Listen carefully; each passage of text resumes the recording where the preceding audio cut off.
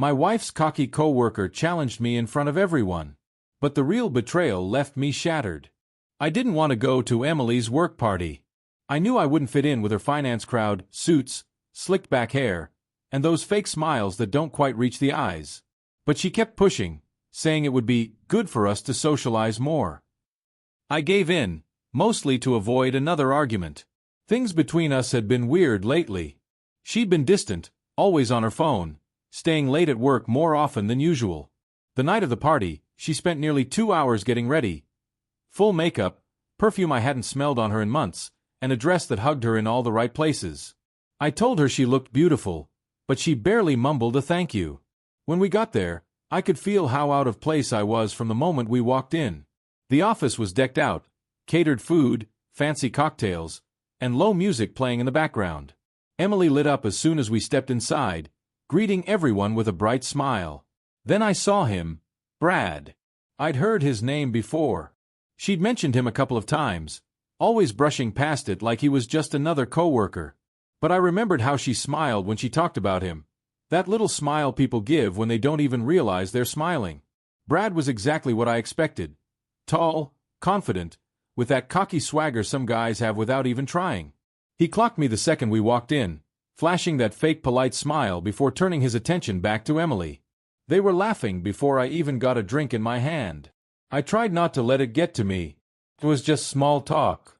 But the way she leaned into him, touching his arm when she laughed, I'd seen that before. That used to be me she touched like that. I told myself I was imagining things. It was probably just the tension between us lately, making me paranoid. But the knot in my stomach wouldn't go away. I found a spot by the bar and nursed my drink, watching them from across the room. Emily barely glanced in my direction. Brad's eyes kept flicking toward me like he knew exactly what he was doing, like he enjoyed it. I should have left right then. But I stayed. I wanted to believe she wouldn't do that to me. Not Emily. I tried to shake it off. Maybe I was just overthinking. Maybe Emily was just being friendly, caught up in the energy of the party. But every time I looked over, she was right next to Brad, laughing, touching his arm, whispering in his ear like I wasn't even in the room. I took a deep breath, trying to keep my cool. I wasn't the jealous type. I wasn't going to make a scene at her office party. But then Brad caught my eye again, smirking, like he knew he was getting under my skin. I gripped my drink a little tighter. A couple of her coworkers came up to me, making small talk. I forced a smile, nodded along, but my mind was elsewhere. Then, as if on cue, Emily and Brad made their way over. "Having fun?" Emily asked, her tone way too casual. "Yeah," I said, keeping my expression neutral. "Great party." Brad chuckled and took a sip of his whiskey. "You don't look like a finance guy." I turned to him. "That's supposed to mean something?" Emily let out a nervous laugh and playfully swatted his arm. "Oh, Brad, stop." "No, I just mean," he gave me an exaggerated once-over, "you look more like a, I don't know, blue-collar kind of guy. What do you do again?" I felt my jaw tighten. He knew exactly what I did. Emily had told him. "I run my own contracting business," I said. Brad raised his eyebrows like he was impressed, but I could see the condescension behind it. "Oh, nice. Bet that keeps you in shape. You look like you work out." He was baiting me.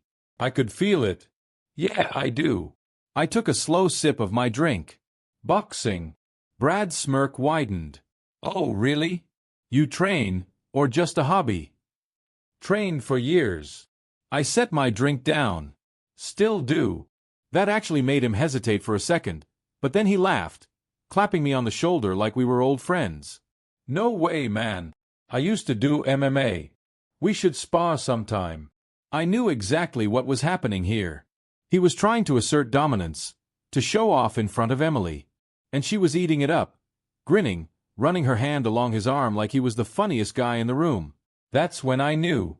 This wasn't just harmless flirting. Something was going on. I clenched my fists under the table, forcing myself to stay calm. Then Brad leaned in just a little closer, lowering his voice. "Bet I could take you in the ring, though." I looked him dead in the eye. I wasn't smiling anymore. "Wanna bet?" I said. Brad grinned like he had just won something. He thought I was joking. Thought I was just some jealous husband trying to puff out my chest. Emily let out a fake little laugh, squeezing Brad's arm. "Oh, stop it, you two."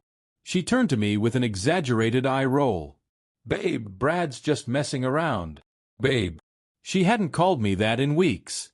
And the way she said it, like she was placating me, like I was the one embarrassing her. I could feel my pulse in my ears. "I don't mind a little friendly sparring," Brad said, shrugging. "You game?" I gave him a slow, measured look. "Right here? In the middle of your office party?" Brad laughed. No, I meant at the gym. You box, I do MMA. Could be fun. Compare skills." I didn't say anything. I just stared at him. Emily was smiling. Not at me. At him. Then Brad leaned in slightly, lowering his voice like it was just between us. "Or, are you worried?" That was it. He wasn't just messing around anymore. This was deliberate. A challenge. He was trying to humiliate me in front of my own wife. And the worst part? She wasn't stopping him. I could see it now. The way she looked at him, the way she let him talk to me like this. It wasn't just flirting. It wasn't just some office crush. This had been going on for a while. I took a slow breath, forcing myself to stay calm. I wasn't about to be played like a fool. I leaned in, matching his energy. "You really want to do this?" His grin widened. "Why not? Little friendly competition never hurt anyone." Emily bit her lip. "Guys, come on." But she wasn't stopping it. Brad tilted his head, pretending to think. "Tell you what, man. We'll make it interesting. If I win, I get a drink with Emily." He said it right in front of her. And she laughed. Not a nervous laugh. Not an uncomfortable one. A real, genuine, "I'm enjoying this" kind of laugh. She wasn't shutting him down. She wasn't defending me. She was encouraging it. Something inside me snapped. I pushed back from the bar, standing up. "Let's go." Brad blinked, caught off guard. "Wait, what? You wanted to compare skills, right?" I started rolling up my sleeves. "Let's go. Right now." Emily's smile faded. "Wait, you're not serious." I ignored her. Brad hesitated for just a second. "Dude, I was kidding. I didn't mean here." I took a step closer, lowering my voice. "You wanted to fight. So fight." Brad's cocky smirk wavered. He glanced at Emily like he expected her to say something. She didn't. And that's when he realized he had no way out of this. The energy in the room shifted. People were starting to notice. Conversations quieted, eyes flicking toward us. Brad let out a nervous laugh, still trying to play it cool. "All right, man, let's not cause a scene." I didn't move. Didn't blink. I was done playing. Emily grabbed my arm, her fingers pressing into my sleeve. "Come on, you're overreacting." Overreacting. Like I was the problem here. I shook her hand off. Brad glanced around, clearly realizing people were watching now. He licked his lips, trying to regain that cocky confidence. All right, he said, putting his hands up. "If you really want to do this." Then he swung. It was quick, I'll give him that. But not quick enough. I saw it coming a mile away. The way his shoulder twitched, the way his weight shifted onto his back foot. He telegraphed it, like some amateur trying to impress his friends. I dodged easily, stepping back just enough for his fist to whiff past my face. And that's when everything changed. His grin dropped. The room went still. Emily gasped. Brad stumbled forward slightly, caught off guard by his own miss. He blinked, shaking it off, trying to play it cool, but I could see the shift in his eyes. He knew now. He messed up. I tilted my head, keeping my stance relaxed. "That was your best shot?" His jaw tightened. "Lucky dodge." I smirked. "Try again." The thing is, I wasn't even mad about the punch. I could handle Brad. He wasn't a threat. But what hit me harder than any punch ever could was the look on Emily's face. She wasn't worried about me. She wasn't angry at Brad for swinging at her husband. She was shocked. Like she had just realized something she didn't expect. Like she had assumed I'd get knocked out. Like she had been rooting for him. I felt something cold settle in my chest. I looked at her now. Not at Brad. Not at the crowd. Just her. And for the first time I saw the truth. She wanted me to lose. The room was silent. People were watching, waiting. Brad stood there, fists half raised, debating if he wanted to try again. But I wasn't looking at him anymore. I was looking at Emily. She wasn't rushing to stop the fight. She wasn't angry at Brad for throwing a punch at her husband. She wasn't even looking at me with concern. She looked annoyed. Like I was the one embarrassing her. Like she was frustrated that I wasn't just backing down and letting Brad have his little moment. And that's when it hit me. She didn't want me to win. She wanted me to lose. She wanted Brad to come out on top. That realization hit me harder than any punch ever could. Brad must have taken my silence as hesitation because he smirked again, wiping at his nose like he was some fighter getting ready for round 2. "What's wrong, man? Thought you wanted to fight." I turned back to him, but my heart wasn't in it anymore. I could knock him out. Easily. I could end this whole thing right now. But what was the point? Even if I won the fight, I had already lost. I exhaled slowly, rolling my shoulders back. "You're not worth it." Brad frowned. "What?" I gave him a small, knowing smile. A real one this time. "You heard me." Then I turned and walked away. "Yeah, that's what I thought," Brad called after me, but his voice lacked the same confidence as before. He knew. Everyone in that room knew. I didn't even glance back at Emily. I didn't need to, because in that moment, I finally understood. She had already betrayed me. I walked straight to the exit, my hands still clenched into fists. Not from anger, from clarity. Emily called after me. "Oh, come on. Are you serious?" I didn't stop. Didn't slow down. She rushed after me, her heels clicking against the polished floor. "You're really just going to leave? Over nothing?" I let out a sharp laugh, shaking my head. "Nothing." I turned around, facing her. People were watching, pretending not to, whispering behind their glasses of overpriced cocktails. But I didn't care. "You let him take a swing at me," I said, my voice even. "And you just stood there." Emily scoffed, rolling her eyes. "Oh my God, it wasn't that serious. You were both showing off. You started it." That actually made me pause. I just stared at her, studying her face. She wasn't sorry. She wasn't even trying to make up an excuse. She was blaming me for not letting Brad humiliate me, for not playing along with whatever stupid game she had been enjoying all night. Something inside me finally clicked into place. I had spent months, maybe longer, making excuses for the distance between us. Ignoring the late nights, the extra hours at work, the way she always seemed just a little too happy when she talked about her office life. But this was the final nail in the coffin. I took a step closer, lowering my voice. "How long?" She blinked. "What?" I didn't blink. Didn't look away. "How long have you been cheating on me?" Her face froze. For just a second. Just long enough for me to see it. Then she laughed. Actually laughed. "Are you serious? You're acting insane." I tilted my head, watching her. "You didn't say no." That shut her up real quick. For the first time all night, she looked nervous. That was all the answer I needed. I turned back around and headed for the door. "Wait," she snapped, her voice sharper now. "Where are you going?" I didn't stop walking. She grabbed my arm, yanking me back. "You're seriously going to leave over this? Over Brad?" I looked at her, really looked at her, and I felt nothing. Not anger. Not sadness. Not betrayal. Just done. "You already left," I said quietly. "You just didn't tell me." Then I walked out the door. I walked out of that party and didn't look back. Didn't care that people were whispering. Didn't care that Emily was standing there, fuming, probably embarrassed in front of her coworkers. Didn't care that Brad, her Brad, was watching it all, thinking he had won something. Because the truth was, I won. I didn't need to throw a punch to beat him. I didn't need to scream at Emily to make a point. I just left. And that hit harder than anything else could. By the time I got outside, the cold air felt like a slap to the face. I took a deep breath, running a hand through my hair.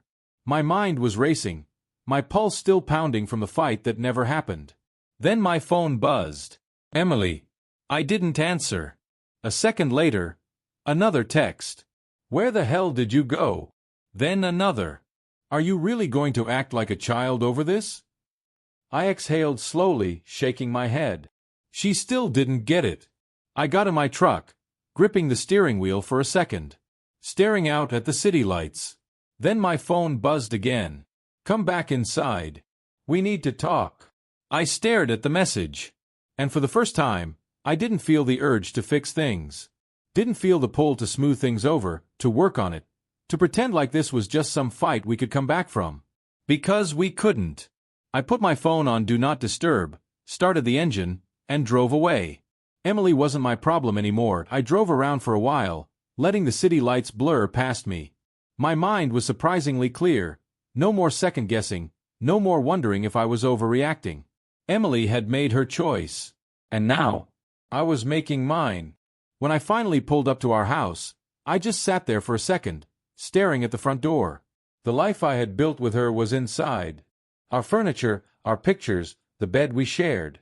But none of it felt like mine anymore. I got out of the truck, walked up the steps, and unlocked the door. The house was quiet. Too quiet. I stood there in the doorway for a long moment, breathing it all in. Then, like clockwork, my phone buzzed. Emily. I ignored it. But this time, it wasn't a text. It was a voicemail. I hesitated. Then, curiosity got the best of me. I put the phone on speaker and played it. Her voice came through, sharp and angry. You're such a child. You embarrassed me in front of my coworkers. Stormed off like some dramatic idiot. For what? Because you couldn't handle a little flirting? God, grow up. I clenched my jaw. She kept going. You want to know why I laughed? Because Brad was right. You're insecure. You knew you couldn't take him, so you backed down like a coward. I let out a slow, steady breath. Then her voice dropped. Lower. Meaner. And maybe if you were more of a man, I wouldn't have needed Brad in the first place. There it was. The truth. She didn't even deny it. She just confirmed everything I already knew. And the worst part? She wasn't even sorry. I deleted the voicemail. Then I did something I should have done months ago. I started packing. I moved fast. Faster than I thought I would. It's like the moment I heard that voicemail, something inside me just switched off. I wasn't heartbroken anymore. I wasn't even angry. I was just done. I grabbed a duffel bag, started throwing clothes into it. Essentials, valuables, things that mattered. The rest?